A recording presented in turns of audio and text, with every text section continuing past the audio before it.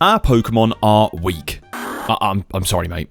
But today, we get to change that. Last episode, we made an ultra-efficient XL EXP candy farm so that we could boost our Mons levels. But this episode, we need to focus on their IV and EV stats, which will make them even stronger. And for that, we need to get a bunch of new berries, which of course I have a tip for, create one of the fastest berry farms that I haven't seen anywhere else on YouTube, and then automate our IV candies and EV supplements. This is going to be a hectic episode, but it will definitely be worth it. So welcome back to AllTheMons. Welcome back to AllTheMons. Before we get to the main part of this episode, I've got a few Mons trapped in boats nearby that have all spawned in naturally, and I don't know what half of these are. I do know this one. This one's Scyther. As a kid, one of my favourite Pokemon was Scizor, and I know that we could get him, but we already have a Steel-type Pokemon. But I've also managed to get myself a Black Augurite, which can turn a Scyther into a Cleavor. This is a newer Pokemon. I don't know what this one is, but I know that it's a Rock-type, so let me get this guy in. Luckily, the Scyther's a female, so we can breed to get another one if we don't like this one.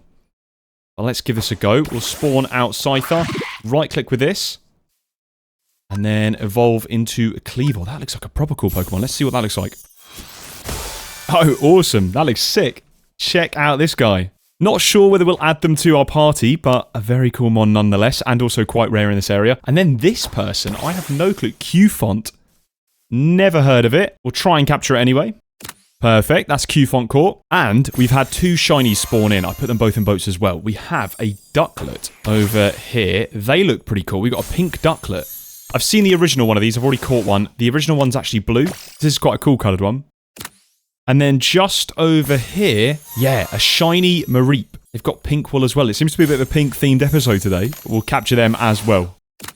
Brilliant. And yes, slowly off camera, I am designing a new build for half the stuff that's in the gym jar. I need to move it over into an actual build because I quite like just building. It's quite fun. And stuffing it all into a lawn base inside a gym jar is not fun. So I'm currently in the progress of working on something over here. I'm going to try a bit of a different way of building. I built a floor plan and I'm going to try and fit all of the machines and stuff that I want inside it and then build the outside. Every time I build something nice, it just ends up being too small for all the stuff that I want to fit in it. So I think this might be a decent way to try and avoid it. And I'll curse you with a too small base if you don't like and subscribe right now. Anyway, so let's get on to the main part of this episode. Last episode, we got ourselves the XP Candy Automated. Specifically, the XL Candy, and we've got tons of these now. We've got about 4,000 XP Candy XLs. And this episode, the main goal is to create the IV candies. We're going to need quite a lot of different berries for this, and you can also get the negative ones here using the Enigma berries. I don't think we'll craft these. I think we'll only craft the positive ones, because I don't really see a need to add minus ones. I guess that's probably more beneficial if you're doing things with, like, proper competitive Pokemon, but right now I just want to max everything that I can out. And then we also want to do the same with EVs. And with EVs, there's actually two ways of doing it. Number one is by using PP up. We're going to be saying that a lot this episode, so look, just get the joke done now. Anyway, we're going to get the PP up and then place in one of the berries that are the same for the candies. So in this case, if we want to raise the attack IV, we use the Kelpsy berry, and the exact same for protein. We need to use Kelpsy berries for that. This is the exact same for things like calcium, iron, all of these things. And to make the PP up, we need medicinal brew with a Vivichoke, and then that is made with a medicinal leek and just water bottles. The alternative method that I was talking about is instead of these supplements you can give your Pokemon, you can actually give them feathers here. These only up the stats by 1, but they're a little bit easier to craft. You just need feathers and then you need mints. But the supplements are 10 times as effective as these ones. And again, you're only really going to use the feathers if you're really into the macro specific EV setting. I just kind of want to max out whatever we can. And the last thing that I'd like to try and create is a full restore. It's probably one of the best potions as it heals all of your HP and removes all status problems. And the way that you get that is by using a Lumberry with a max potion, and then you get that from a Hyper Potion with a Vivichoke, and the Hyper Potion is a Medicinal Brew and Citrus Berry. So we've got it all cut out for us this episode, and I've already kind of played around with how I want this set up. This room here will be where we brew all of our potions. This side will be for every single one of the candies. This side here will be all of the supplements. This wall here will be for things like medicinal brews, PP up, and maybe PP max, I'm not entirely sure. And on this side will be all the max potion stuff. And across from me we have this part over here. I've left this room blank for probably 4 episodes now, but the intention for that room was to actually be a farm. And now that we've got the Vibranium spellbook, we can actually do the farm that I was trying to design. So let's talk a little bit about berry farming. Now, I believe the most common way people are getting their berries is through using botany pots. And we've done the same throughout the episodes. We've got our gym jar set up over here, which has a few of these botany pots producing resources like our chicken essence, nature essence, wood essence, etc. But these are quite slow. They're not particularly fast. And so I want to go a little bit faster. That's what we do on this channel. We just tend to make things ridiculously fast for no apparent reason. Berries are really awkward to farm. You can place them on farmland and they'll grow normally. And you can grow them using bone meal like so. And that will produce the oranberry tree. And then you right click it again to actually harvest the berries. As it currently stands, you cannot use hydroponic beds that we made last episode. You also can't use red fertilizer on these berries. If you try and plant them, it won't let you, but it will let you plant it on regular farmland. Exactly the same for Just Dire Things farmland, and basically any other farmland you can think of, you cannot plant these seeds. Only on the regular vanilla farmland. So what is our next best option? Well, as usual, it is Ars Nouveau. If you couldn't tell from the Ars Nouveau turret already set up here. I've been playing around with some spells off camera, and because we've got the Vibranium spellbook, we now have 15 slots instead of the regular 10 slots. And this is the best spell that I can come up with as of right now. Touch, and then a new effect called Linger. Now, Linger is a very expensive glyph here. Requires Dragon's Breath and a block of diamond, but it will create a lingering field that applies a spell multiple times. Now, if you add sensitive to it, it will actually target blocks instead of entities, which is really, really handy. And then we can still increase this using AoE. We've also got another glyph here called Accelerate, which will actually cast the spell a little bit faster. So I'll demonstrate that without the acceleration. If I just right-click in this spot here, it will cast a lingering effect. Every few ticks, it will do the spell. But if I add Accelerate, it will do it a lot faster. Yeah, you can see. I forgot to mention that the Linger spell is also affected by gravity. I explain this a little bit later, but I think I'm going to move the clip here because it just makes a bit more sense. I'm going to put on hitboxes right now, and if I place this in, you'll see that this Linger hitbox is here. And if I removed this lantern, it would actually fall all the way down to the ground and not interact with our berry bushes. So this lantern is perfectly placed so that when the spell lands on it, it will actually be at the same height as these berry bushes, which allows it to harvest. So just note, that is why I've got that lantern there, also because it provides some light, but that is really handy. The next part of the spell is adding what we actually want to do to the blocks. I've got 5 grow glyphs here, an interact glyph, and an item pickup. You might be wondering why we're not using harvest instead of interact, and that is just because, again, these are just so difficult to farm for some reason. You can't use the regular harvesting methods like Rituals of Harvest, the Glyph of Harvest, even the Harvester's Pylon from Pylon's mod, it just does not work here. So my best bet has been to use that Interact Glyph, and it does work a treat. So that is the full spell that I've actually created over here. And I've placed it inside this spell turret just by right-clicking it. And so what I can do is place any kind of inventory next to that spell turret because the item pickup will drop it into that chest. I can hoe all of this farmland over here and then add any of our existing berries to this farmland. And as long as I've got some source in here, I can give it the redstone signal and it will grow and place all of those berries inside here. Now, I've got this set to 1 second. It is incredibly overkill. I kind of want to have this system on in bursts rather than just constantly running in the background, so I don't mind it lagging my game. But if you're on a server, you're going to cause lag. People are going to be mad at you. If you want to have this on, my recommendation, use a timer spell turret and set it to, I don't know, something like 10 seconds. Be respectful of whatever server you're playing on, man. Come on. But you know what? I'm on my own computer. I'm going to do it at 1 second. So that is how we're going to be farming the berries. But I'm going to switch this out with applied energistics. So number 1, we can actually get some source into this source jar without having to constantly refill it. And number 2, we can have it linked in to an AE system disk drive. And we're going to be doing it using my favourite method, subnets, all over again. Applied Energistics subnets. Ever since I discovered them, I'm in love with them, man. I can't stop using them. Okay, so this is the setup for the network that I've got. And yes, I know it looks confusing. We've got the wireless connector over here, and that is hooked up to my controller setup. I added it into the wireless hub. We're only going to be using 2 channels. And so that is linked over here. From here, I have a cable running out with an export bus exporting source into the source jar with a bunch of acceleration upgrades. And if I go over to the other side, we've got the storage bus and ME interface interaction going on. So we can now actually see the items in here, the 111 oranberries that we've got from our main system. And we're powering this subnet using a quartz fiber cable just over here. Behind the back of this ME drive, we've got the ME interface, and this is where the spell turret will be depositing its items to enter the ME drive. And for now, I'm going to stick a terminal just on the side over here so I can actually see all of my items in this sub-network. For now, I've also placed the priority on this storage bus to -1 until we've added all of the berries that we want, and then I can actually go and partition it to that specific storage. We'll need to use some capacity cards here to make sure that happens, or we can actually partition the drive itself, which is probably what we'll do. It's a little bit easier. And I've also made sure to add a lever over the top to actually turn off the timer spell turret here. We don't want this running all the time, and so that will work. Eventually, we can do what we did with the apricorn farm and have a level emitter pointing out into this block, which would definitely allow us to turn on and off the system if we've not got enough items. That might be a good solution. We might try that out a little bit later. So we now need to sort out the berries that we need for this farm, and I'd like to fill it with basically every single berry. I don't know how easy that will be. It'll probably take quite a while. So for now, let's try and get the ones that we need, and then we can fill in the rest. I've got every single berry that we need highlighted over here. So let's see what we can actually make with our current berry supply. And after 5 minutes of check-in, I found out that we were pretty screwed. Okay, I checked off camera. We can basically make none of these.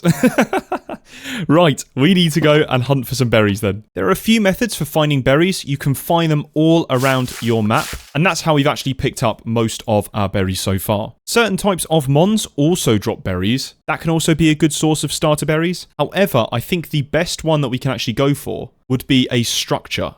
And I'm going to craft the Explorer's Compass over here, because this will allow us to find any structure on our map. So I'm going to grab one of these, and I believe what I'm looking for is a berry house. Yeah, this is the one from Cobblemon Extra Structures. We can click that, and if I press O to hide all my mons, we've got one about 2,000 blocks away. So I've got a bit of a trek in front of me. I'll skip when we're there. Right, we've just arrived here, and this is what that structure looks like. Very neat. And the reason I wanted this structure is because you'll see there are some berries already here. And in fact, I think the cornberry is one that we actually need. All of these berries are going to be incredibly useful, as well as on the outside of the berry farm, you'll also see a bunch of planted berries, which we can pick all of these up. Super handy. And if we go round the back of the house, there's a door just here. You'll find a bunch of barrels with loads of different berries inside, including that enigma berry that I mentioned earlier. Some really, really useful stuff over here. Going to make sure to grab all of it and take it home with us, including a whoopee cushion. I guess we're going to have to take that. And also, I believe that all of these berry houses spawn with a munchlax inside, so I'm going to make sure to grab ourselves that. Awesome. That is Munchlax caught. We will take him home with us. I probably should have done this earlier, but you can actually craft yourself a berry pouch. A berry pouch is really neat because you can actually store all of your berries inside. You can shift right click to open it and throw all of them there. But I believe the top section of berries are the ones that you can find out in the wild. If you have a look, they don't have any recipes, which kind of indicates that you have to find them in the wild. And the ones down here are the ones that you can actually mutate berries for. We were still missing a few of the starting berries, and so I went to a couple more berry houses using /RTP and the Explorer's Compass to try and make sure that we could fill out that section. Right, I just came across this in the wild of Apom and Mankey sleeping next to each other. This is so cute, man. Look at this. This is so cute. I had to put this in the video. Look at it. Oh, man, that's so sweet. So, I have been collecting some berries off camera. I did a couple more runs of these berry houses. Check out the berry bag now. I've got almost every single one of the starting base berries, -2. The Bluckberry, which I've never heard before, and the Colberberry. I'd like to get these at some point, and we can either find these manually or we can go out and try some more berry houses. Unfortunately, my RTP is on cooldown at the moment, so I don't want to use it right now. But that's been the best way of finding these berries so far. It's been super, super useful. Would totally recommend Explorer's Compass and RTP. We actually did manage to get ourselves that Kelpsy berry and the Quailot berry, but we're missing this one over here, the Greppa berry. So I thought this would be a good time to show off mutations. If I look into this tab here, we need 2 berries to do this. We need the Yachi berry and the Nomel berry. We don't actually have this Nomel berry though, so we need to have a look at the recipe for that. And that comes from the Iapapa berry. Who names these, man? And then the pineapple berry. So we do actually have the Iapapa berry, and same with the pineapple berry. So what we need to do is place both of these next to each other, like so. And all we need to do is bone meal them both up to their maximum size, and just harvest them all together like this. And eventually you'll see a mutation occur, and that is that little yellow bit over there. And if you harvested that, you'd actually get the Nomel berry. So perfect. Then we just need to get that Greppa berry, which is the Yachi Berry and Normal. So I'll grab one of those and one of those. And our spell turret will actually do the exact same thing. So I'm just going to let that spell turret grow. And hopefully, I reckon, we'll end up having it in no time at all. In fact, we've already got it. The Greppa Berry as well.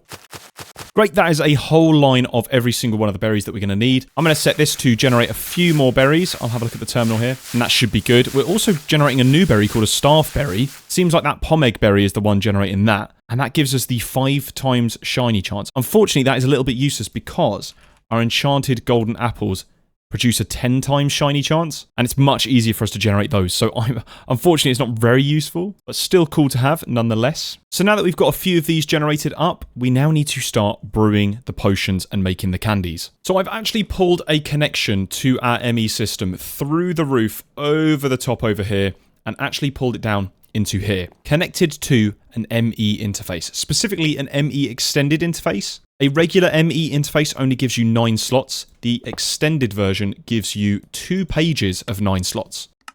So 36 items in total. I think that should be good for what we need to do. And what we're doing is basically requesting all of the items that we're going to need from our system. So I'll use the example of the health candy here. We need the Pomeg Berry, the honeycomb, and EXP Candy XLs. And the way that I did that is find the item that you need. I pressed A to bookmark it on the side of my tab, and then just dragged it in this slot here and pressed 64 so that it would be taking 64 from our system. I have a feeling that what I'm going to do is connect all of these drawers up to a storage controller here. So the plan will be to put all of the items into the correct campfires, take the result out, pop it into a storage controller, and the controller will link up to each one of these drawers with the respective recipe down below here. And then we'll actually use this ME interface with a storage bus connecting to this so that we can access all of those items from our storage controller. Okay, so I've got the basic bit of this code sorted. I'm trying to make this so that I'm using as minimal code reuse as possible. And so what I've done here is this first little batch of code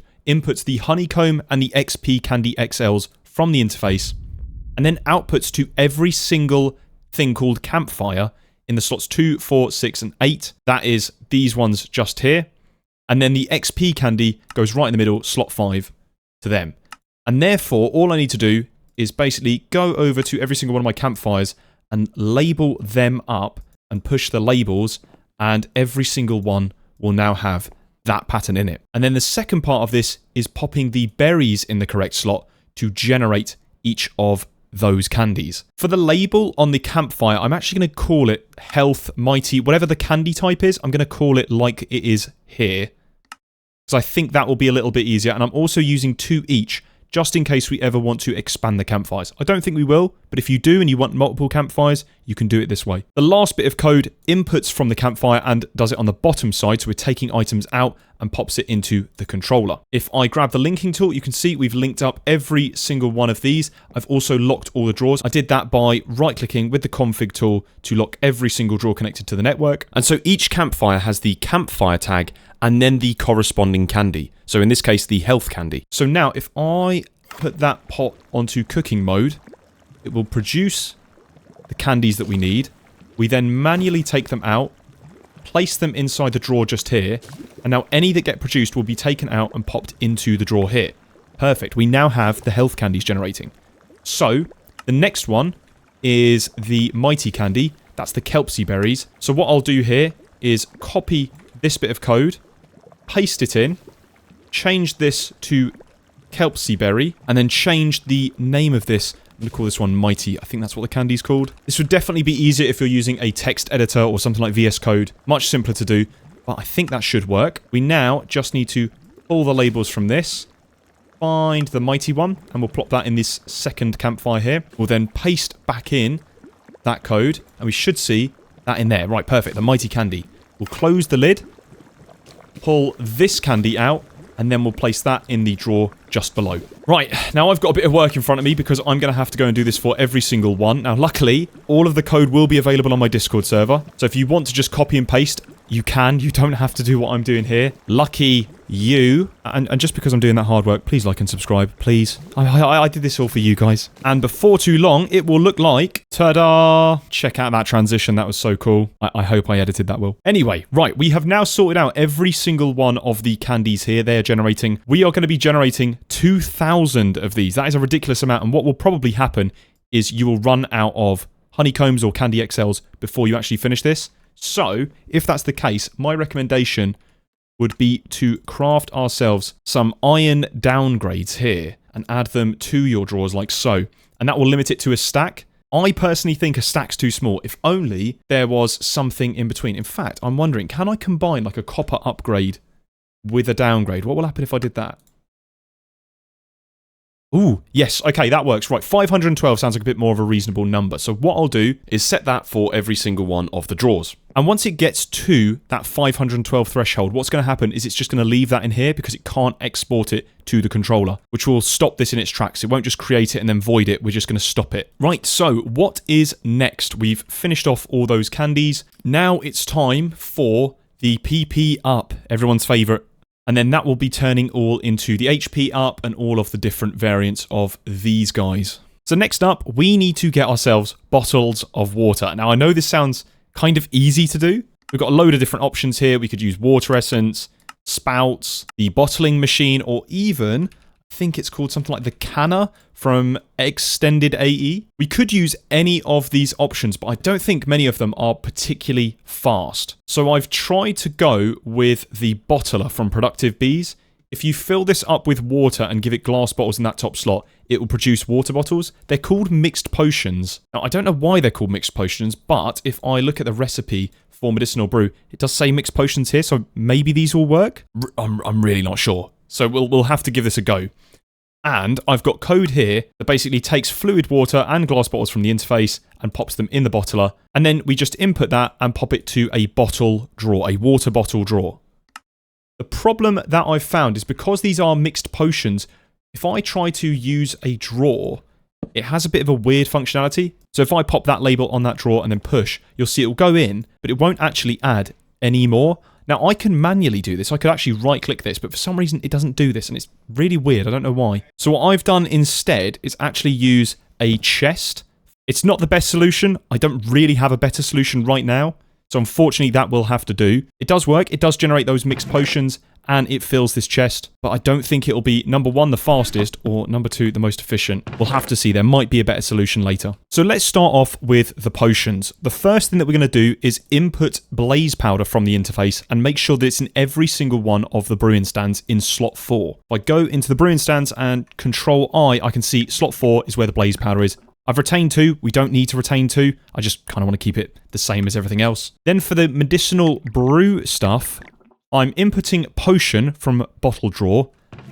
For some reason, these are classed as potions, Minecraft : potion, so that's what we're having to do rather than water bottles. Then I'm inputting medicinal leaks from the interface, and I'll show you how we're getting those in a second. Outputting the potions to slots 0 to 2, and then we're retaining 2 medicinal leaks in that third slot. So what that looks like in practice is this. Medicinal leaks up in the top slot, and then it will place down those mixed potions in there, which get converted into medicinal brews, like so, and then all of them get pulled out and placed into, well, actually placed into the controller, but obviously the drawer is just over here.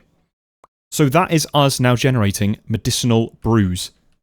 But you might be wondering how we're actually getting them. Well, if I go back over, I've done some modifications. I've placed down Vivichoke and Medicinal Leak, and I've changed the spell on my spell tower. I've removed one of the grows and instead replaced it with a harvest. So we now got the 4 grows here, harvest, interact, and then item pickup. It seems a little bit counterintuitive, but basically, these act as regular crops, but the berries do not. The berries need the interact spell. So I can still use harvest on these ones, and I still need interact on these ones. So what we're actually doing is just harvesting and interacting with every single block here. It's a little bit inefficient, but oh well. It still works. However, I will note one really weird caveat of this design. If I get the spell turret to just start working, you'll see it's generating those resources. We're getting Vivichoke, we're getting medicinal leaks.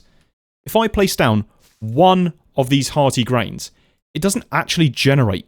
For some reason, it just stays as mature and doesn't do anything. Now, I can manually right-click it, and that will work and harvest, but it doesn't seem to work via the interact spell. Now, if I place one next to it, Now it starts working. Both of them start working. I don't know what's gone on here, but we are generating an absolute ton of these guys now. So if you are trying to make a farm with this, or you're trying to follow along at home, that's what I've done. I don't know why this works. I don't know why having just one doesn't work, but it's good to know either way. So on to the next one, which is the PP Up. For the PP Up, we're actually importing the medicinal brew from the controller itself, the storage controller just over here that's connected to these drawers. Then the Vivichoke from the interface, and outputting both of these guys to our brewing stands that is producing the PP Up. I had to modify that bottom bit of code over here because the problem that I was finding is it will basically take anything from that bottom slot that isn't a water bottle. So I now have to specify what we're actually taking, which is really easy. That's why I've named all of our brews brew underscore. So all I have to do is take the medicinal brews from brew underscore medicinal brew, and then PP ups from brew underscore PP up. And that's made it a little bit easier and a lot more organized. So next up, we've got all of our EV ones over here. We're inputting PP ups from the controller and outputting it to every single one called brew EVs. So if I look at the labels, these actually have 3 labels on them. They have brew EVs, they have the brewing stand to give them the blaze powder, and then the final one, which is brew, and then whatever they're trying to make. So in this case, I've got input pomeg berry, retain the pomeg berry, and put it in the brew HP up. To take all of the items out, I've actually got this little line here, which takes everything except for PP ups from the brew EVs. So right now, this is PP up, meaning that it won't take it, but once it changes, it will then update to its latest item and pop them in the controller. I set all of the drawers here to be the correct brewing stand, and now we've got that all working a treat. Every single thing in the interface was being produced except for one item, the blaze powder. And so we need to sort that out. I've set up a simulation chamber loot fabricator area. This probably won't be the final area for it, but I've added all my wardens, my wither, my ender dragon, and my blaze data models. And I believe the ratio is 6 simulation chambers to 1 loot fabricator. I think. I could be wrong with this. Although saying that out loud, I think it might actually be 4. I'm not entirely sure. I've used the exact same code as in my Civilus series, so if you're interested, check out the Discord for this one.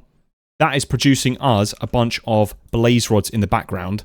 And then I want to make a recipe of blaze rod into blaze powder and pop it in my crushing factory just here. And then if I go back into my potion brewing room, you'll see we're now running out of blaze powder. So what I'm going to do is create something called a crafting card. That's really easy, just a crafting table and a basic card. And if I pop that in there, it's going to start sending craft requests to generate more of this blaze powder.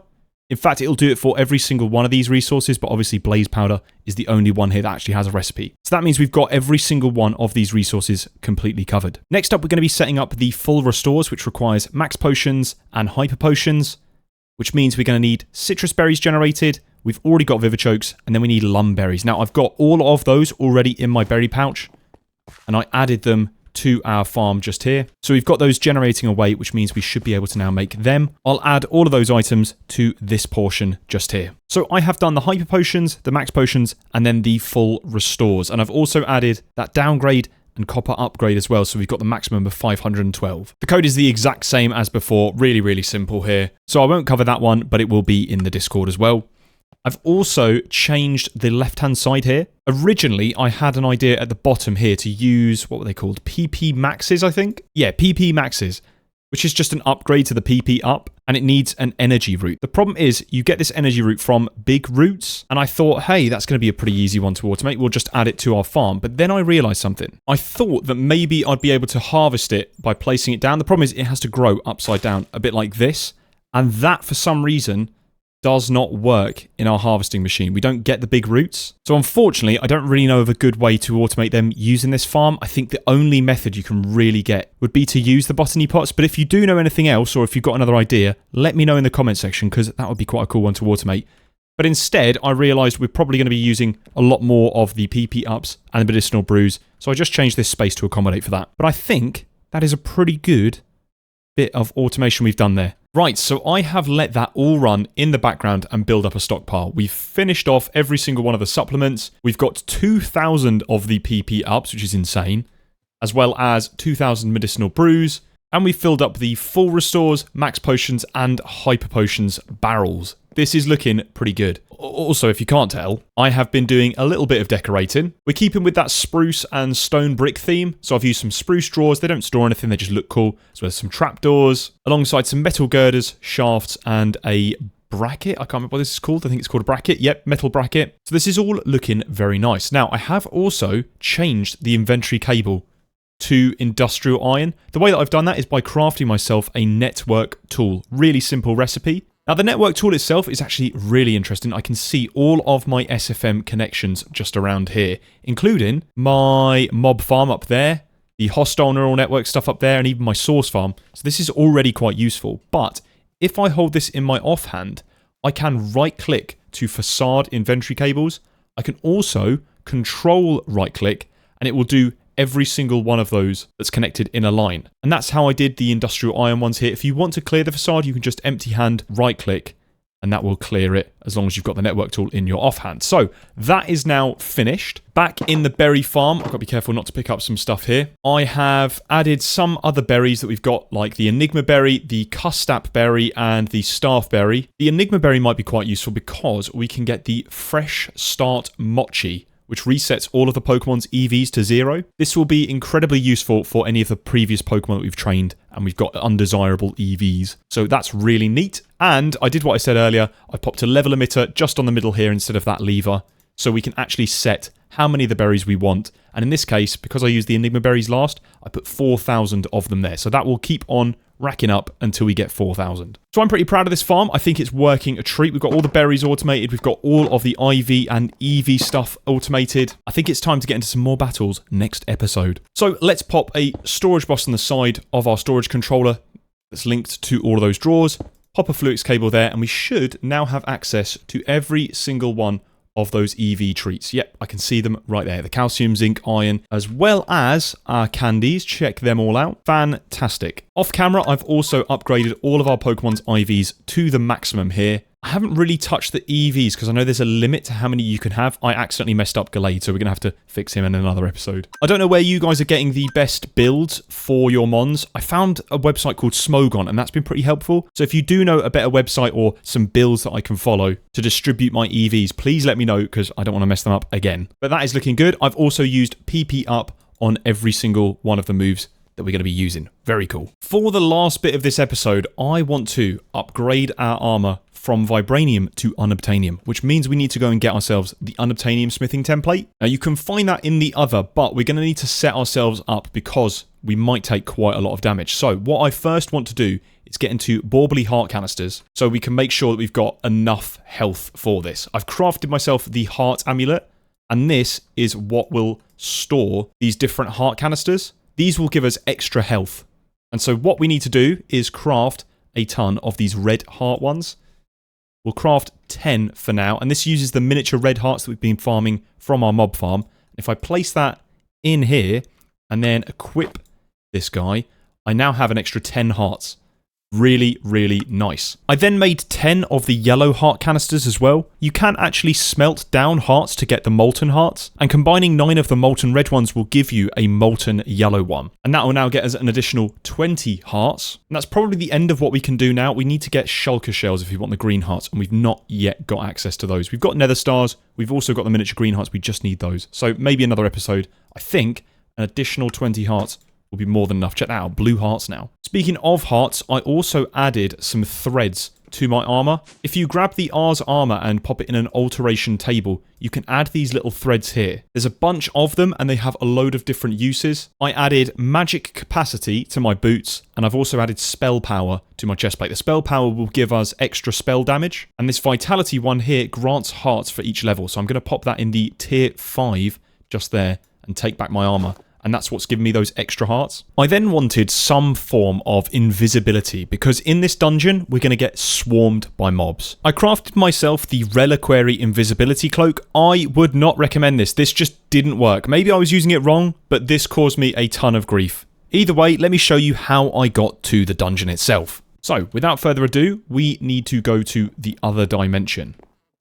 That won't be difficult. We just need to go to the nether, and then shift right click our teleport pad, and that gets us here. Right, and now we need to find the thing, I think it's just called Dungeon.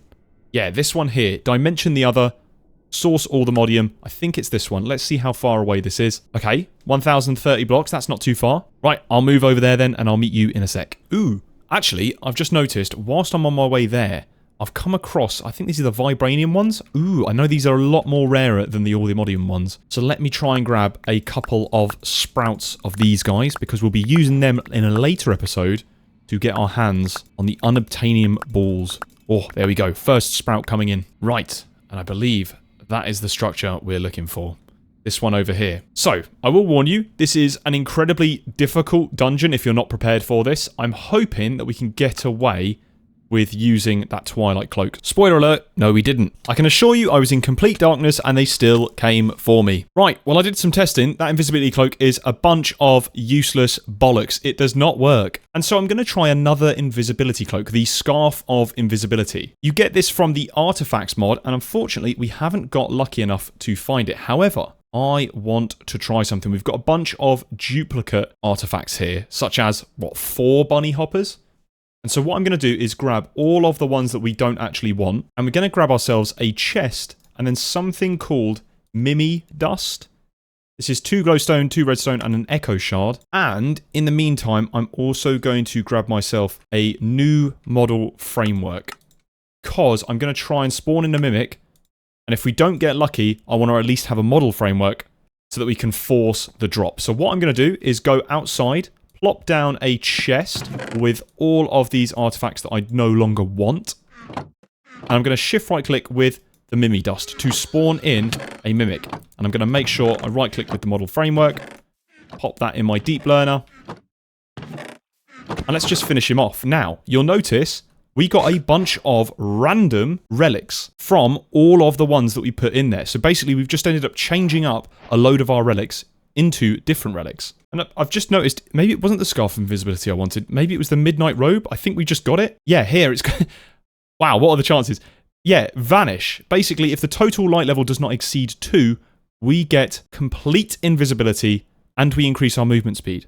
That is really nice. I quite like that. Well, we got everything that I wanted, but I might as well get myself the model framework for that mimic since we've already started it. So I'll place everything that we don't really want in here, and then we'll keep using the Mimi Dust until I've trained a full model based on that mimic.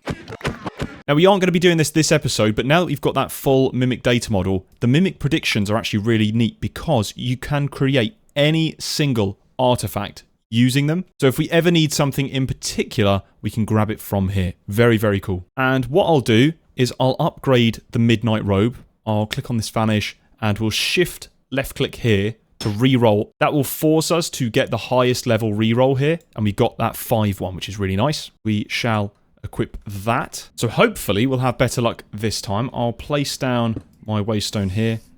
We'll just call this one the dungeon. And I've caved out a little spot down there. You can see it just there. In the center, there is a ladder that goes down, and that is where we need to head. Now that I'm a little bit closer, we seem to be okay, and I can damage them freely without problems. Right, okay, that's good. Now, in this dungeon, there's actually a ton of these spawners. So if you're looking for spawners, my recommendation is definitely come here. Grab a spell like the Projectile Break Extract Item Pickup, and you can literally just mosey yourself around here, pick up as many spawners as you'd like. But right now, I just want to get in and out as quickly as possible, grabbing our unobtainium smithing template. So, let's go all the way down here. You might see me rocking around with some redstone comparators. I remember seeing a tip somewhere where someone said that you could just right-click the comparators onto the spawners to make them redstone activated, so it's a good way to disable them. And I did this quite a lot despite the fact that I had this invisibility. But to be honest with you, the invisibility is all you'll really need. However, there is something you should watch out for. I do have to be really careful about these berry bushes here, producing a bit of light, so that will actually screw us over. And I don't know how close I can get to these guys before they get aggroed. Let me just test. Oh no, apparently I can stand right next to them and they don't get aggroed. Right. Oh, okay. Right, let's comparator this whole area. And we're looking for a special room. If I go onto my journey map, maybe we can find it. I think it's one of these ones down here. Oh my goodness, it's getting loud. I'm going to set a temporary waypoint and have them enabled on my map. We're going to head for that direction. Right, and I think this might be it, you know. Yeah, it is. It's right up here. There's a trial spawner, and this is what we're looking for.